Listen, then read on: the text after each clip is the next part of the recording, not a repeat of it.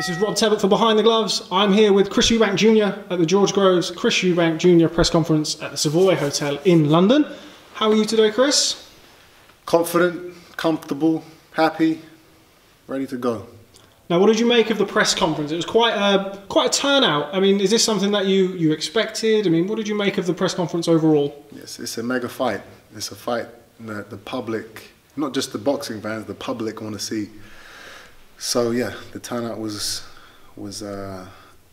representative of that, and you know, this is a huge occasion. It's one of the biggest fights in the sport. So I'm ready. Now, I want to touch on something that you actually said in the head-to-head. I was very close to the head-to-head. You said that you smelled fear from George Groves. Just want to elaborate on that? I mean, what's there to elaborate about? The guy is giving off all the wrong signals. His body language, the things he's saying, it all just, you know, he's worried. The gravity of the situation he's in is getting to him. It's a weakness I believe he has, is his mental state, and I will exploit that weakness on fight night.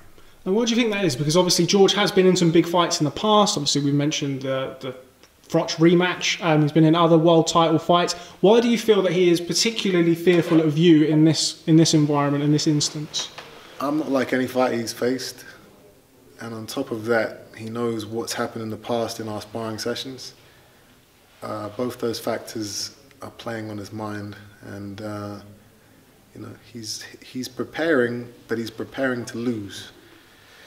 He knows, you know, deep down, he knows that this is kind of like, I think this is his farewell to boxing. You know, one last nice payday, and then that's it for George Groves. That's what I think is going to happen. Now, if you just elaborate on those sparring stories, I'm sure it's not going to be the last we hear of them between now and February the 17th. But what can you tell us about those sparring sessions that we maybe already don't know? You know, he was dealt with severely. That's the politest way I can put it. He knows it. I know it. And you guys will know it come to February 17th. All I have to do is do what I did in this gym all those years ago, and you guys are going to see that that's the truth.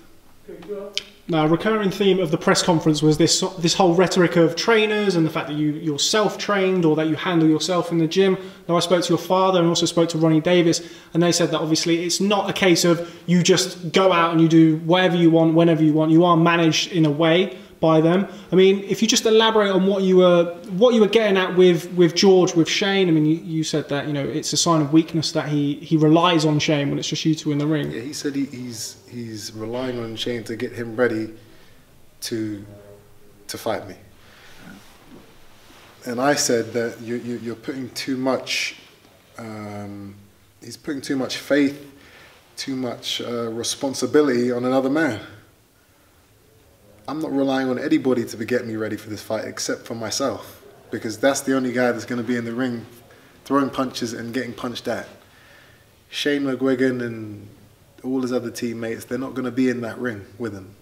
He needs to get himself prepared, and it doesn't seem like he's doing it. He's leaving that up to other people. That's not a championship mentality. That's not anything that's going to get him the result he wants. That's what I meant by it.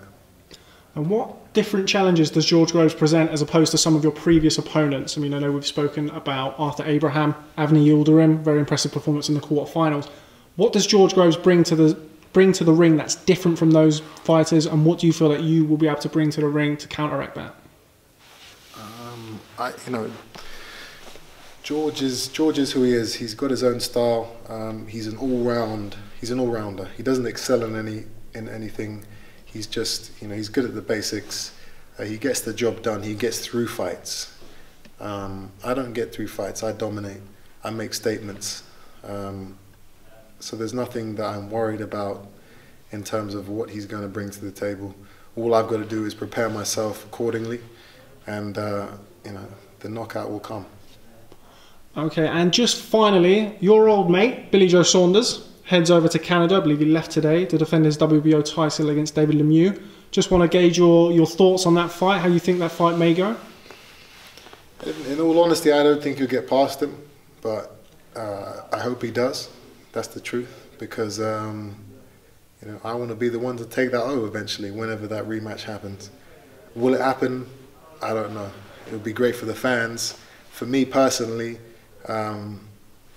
yes, it would be good to avenge the loss, the loss that was given to me. But you know, if it doesn't happen, is it the end of the world? No. I've got so many more opportunities. There's so many more things fights out there that are bigger and better for me at this stage in my career.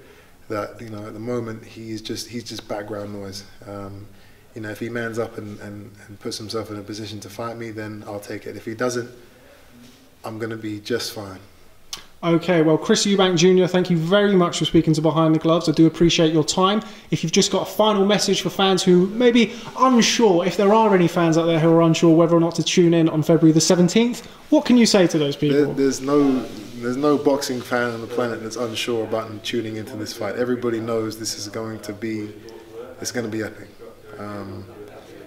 Let's just hope that these next couple months go by quickly so we can all enjoy what's going to happen.